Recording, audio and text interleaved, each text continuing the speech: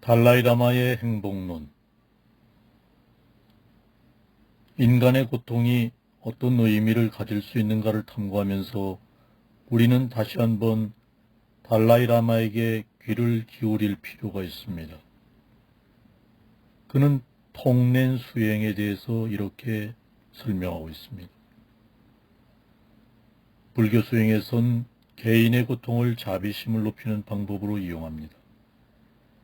고통을 통낸 수행의 기회로 이용하는 것입니다. 통낸 수행이란 대승불교에서 행하는 마음속으로 그리는 수행입니다.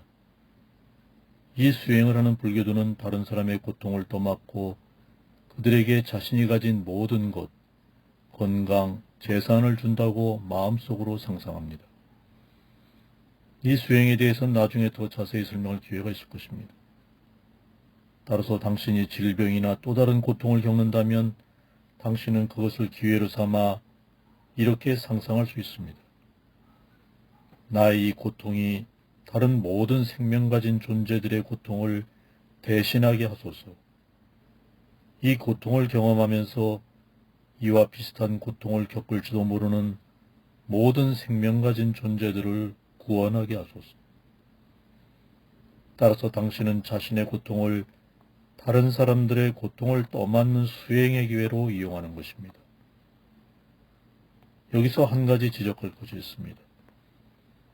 예를 들어 당신이 병이 들어 앞에서 말한 방법대로 나와 비슷한 병으로 고통받을 사람들을 대신해 내가 고통을 겪게 하소서라고 생각하면서 다른 사람들의 병과 고통을 떠맡고 그들에게 자신의 건강을 준다고 상상합시다.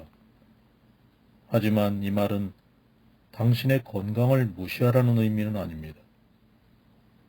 병에 대처할 때 무엇보다 중요한 것은 그런 병으로 고통받지 않도록 예방하는 것입니다. 적절한 음식을 먹거나 그 밖에 다른 예방 조치를 취하는 것입니다. 그리고 실제로 당신이 병에 걸리면 그것에 알맞은 약을 먹고 전에 내려오는 모든 방법을 쓸 필요가 있음을 잊지 말아야 합니다.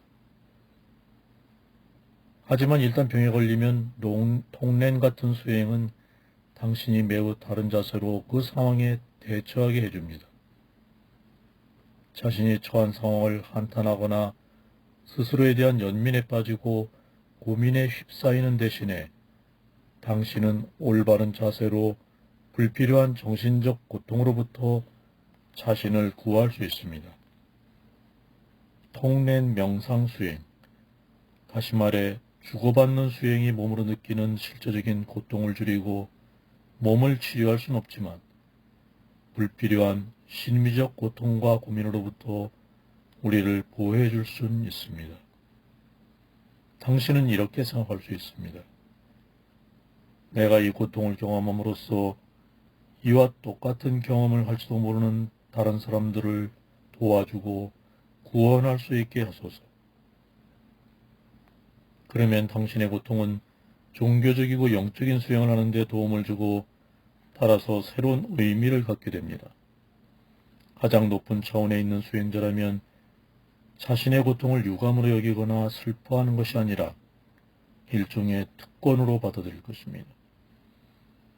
그 사람은 고통을 매우 드문 기회로 생각하고 실제로 기뻐할 수 있습니다.